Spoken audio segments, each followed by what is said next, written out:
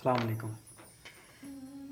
20वीं सदी ईस्वी के शुरू में इल्लामा इकबाल शायर मशरक़ के तौर पे उभरे और अपनी वफ़ात से 2 साल पहले उन्होंने एक नज़म लिखी जिसे इब्लीस की मजलिस शुरा कहा जाता है। इस नज़म का एक वैसे पूरी नज़म मैं आपको एक पहली वीडियो में वो सुना चुका हूँ।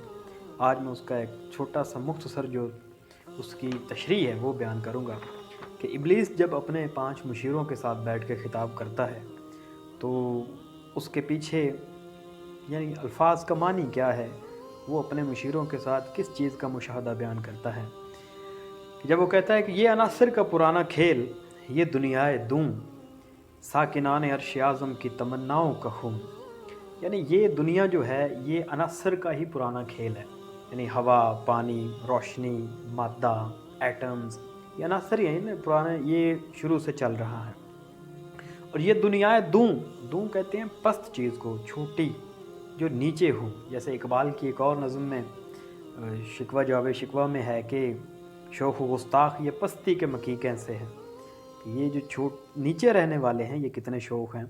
तो ये दुनियाए दूं, साकिनान अर्श आज़म की तमन्नाओं का खून, यानी जो ये इशारा है फ़रिश्तों की तरफ कि अर्श आज़म के जो साकिनान हैं उनकी भी तमन्ना थी कि अल्लाह ताला हमें जो है वो खिलाफत इस ज़मीन में अता फ़रमाए। जब अल्लाह ताला ने उनसे फ़रमाया कि मैं अपना नायब जो है वो एक मुकर्रर करने वाला हूँ ज़मीन में, तो उन्होंने अर्ज़ की कि तू ऐसे को बनाएगा जो ज़मीन में फ़साद फैलाएगा, हालांकि हम तेरी तस्बीह बयान करते हैं, तेरी पाकी बयान करते हैं।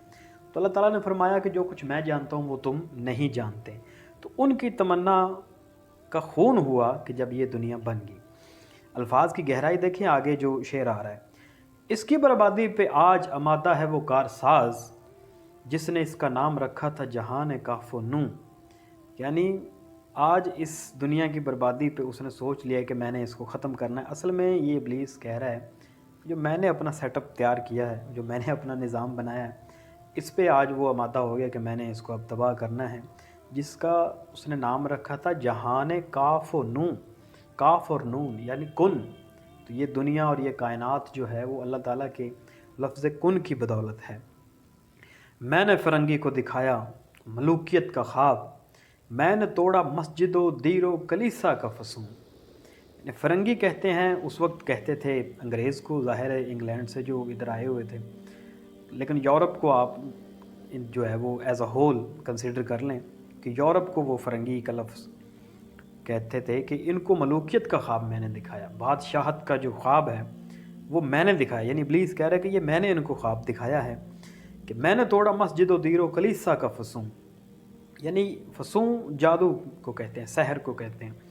तो ये जो होल्ड था मस्जिद का, ये जो मंदिरों का और जो कलीसाओं का, चर्च, तो इसके होल्ड को मैंने तोड़ दिया।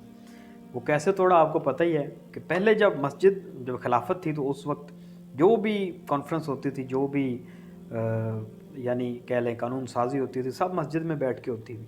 तो इतना असर और रसूख होता था कि खलीफा वक्त जो है वो ख़ुद इमाम होता था और उसी का ऑर्डर चलता था। लेकिन बाद में वो बादशाहत बन गई, वो मलूकियत में कन्वर्ट हो गई, वो मस्जिद का जो है वो उतना ज़ोर वो नहीं रहा। इसी तरह दीर कहते हैं मंदिर को, बुतखानों को, और कलीसा की तो क्या कहने।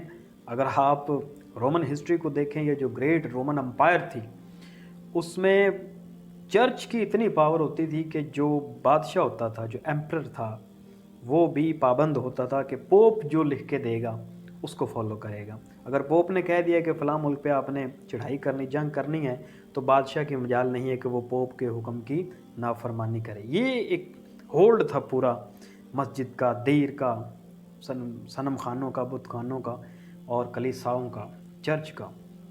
तो ये मैंने तोड़ दिया और इसके मुकाबले में चीज़ें निकल आई हैं। जैसे कलीसा चर्च के मुकाबले में प्रोटेस्टेंट ईसाइयों में एक फ़िरका जो है वो चर्च की मुखालफत में निकला। उस पर इंशाल्लाह आगे मैं एक तफसीली वीडियो बनाऊँगा। मैंने नादारों को सिखलाया सबक तकदीर का, मैंने मुनइम को दिया सरमाया दारी का जनू। मैंने नादारों को सिखलाया सबक तकदीर, यानी ये जो नादार हैं, ये जो छोटे तबके के लोग हैं, یہ جو غریب ہیں ان کو بس میں نے پٹی یہ پڑھا دی کہ یہ تمہاری تقدیر میں لکھا ہوا ہے کہ جو تمہارے ساتھ آ رہا ہے، بس وہ اس بات پہ لگ گئے ہیں، تو وہ اپنے حالات کو یہی سمجھتے ہیں کہ بس ہمارے نصیب میں یہی ہے، ہماری تقدیر میں یہی ہے، تو ہم نہ کوئی کوشش آگے کر سکتے ہیں اور نہ ہمیں کرنی چاہیے کہ جو لکھا ہے وہ ہونا۔ یہ میں نے ان کو ایک پٹی پڑھا دی ہے، تو اس لیے ان سے تو مجھے کوئی کسی قسم کا خوف نہیں ہے کہ وہ تو یہ سوچتے ہی نہیں ہے کہ ہم اگر محنت کریں آگے بڑھیں تو ہم کوئی کامیاب ہو سکتے ہیں۔ تو میں نے منعم کو دیا سرمایہ داری کا جنون، یعنی منعم کہتے ہیں اس شخص کو کہ جس کے پاس کچھ پیسہ ہے، اللہ تعالیٰ کے فضل و کرم سے اللہ تعالیٰ نے اسے عطا کیا ہوا ہے اور وہ لوگوں میں بانٹتا ہے، خیرات کرتا ہے، دان کرتا ہے۔ لیکن میں نے اس کو سمجھایا کہ کیوں کر رہے ہو یہ پیسہ تو تمہارا ہے، تم اسے بجائے غریبوں کو دینے کے تم اسے کہیں انڈسٹریلائز کرو، تم اس سے کوئی نئی جو ہے وہ بزنس امپائر کھڑی کرو۔ اور آج آپ دیکھتے ہیں یہ جو ملٹی نیشنلز کا ہولڈ ہے پوری دنیا پہ، تو یہ سرمایہ داری ہے نا، اس وقت کیپٹلزم، سرمایہ داری کا جو نظام اس وقت چھایا ہوا ہے، اور اس کے پیچھے ظاہر ہے سوچ جو ہے وہ ماشاءاللہ اسی کی ہے، ابلیس کی ہے۔ تو اس پہ بھی انشاءاللہ آگے میں کافی تفصیل سے ان سارے ٹاپکس پہ ویڈیوز بناؤں گا۔ تو ابھی تو میرے پاس اتنے ریسورسز نہیں ہیں، تو سٹارٹ ہی میں نے لیا ہے، تو آپ لوگوں کا تعاون چاہیے ہوگا۔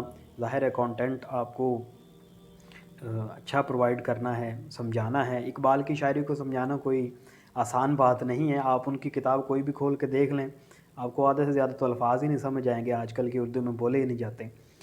تو یہ جو کارٹلز بن چکے ہیں، یہ جو اتنی بڑی بڑی انڈسٹریز بن چکی ہیں، جیسے ابھی ریسنٹلی آپ کو پتہ ہے ہمارے ہاں چینی کا کارٹل جو ہے وہ اتنا مضبوط ہے، گورنمنٹ اس کے سامنے جھک گئی۔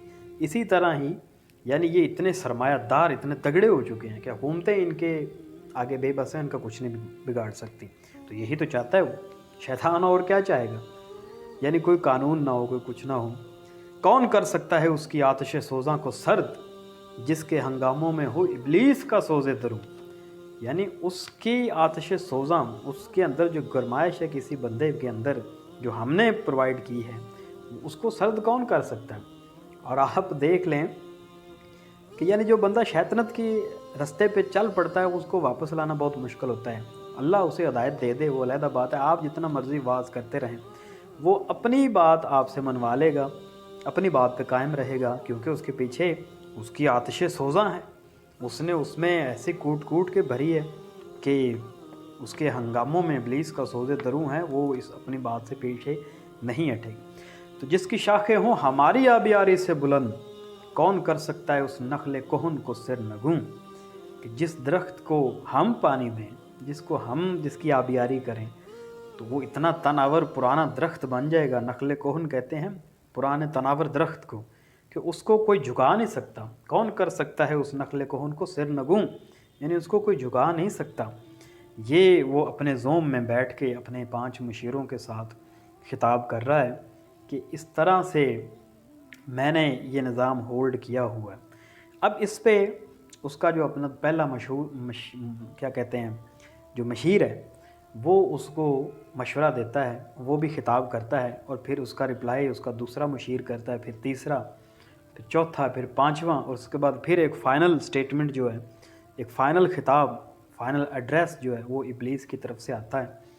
تو وہ بھی انشاءاللہ ہم جو ہے وہ اسے پارٹ وائز آپ کے سامنے پیش کریں گے۔ میں کوئی اتنا بڑا کوئی کیا کہتے ہیں کوئی ایڈیٹر نہیں ہوں، نہ مجھے اتنی چیزیں آتی ہیں، ہاں لیکن یہ ابھی ریسورسز کم ہیں، لیکن یہ ہے کہ میرے پاس کچھ جتنا تھوڑا بہت نالج ہے، میں یہ چاہتا ہوں کہ آپ لوگوں کو بھی یعنی اس سے واقف کرایا جائے، تو یہی مقصد ہے۔ تو آپ لوگوں کا تعاون چاہیے ہوگا، اور سمجھ گئے ہوں گے میں کس حساب سے کہہ رہا ہوں کہ اس کو لائک کرتے جائیں تاکہ لوگوں تک جو ہے وہ چیزیں پہنچتی جائیں۔ تو ہم انشاءاللہ آگے ابلیس کا جو پہلا مشیر ہے وہ جو خطاب کرتا ہے، ہم کسی ایک اور ویڈیو میں اس کو بیان کریں گے۔ بہت شکریہ۔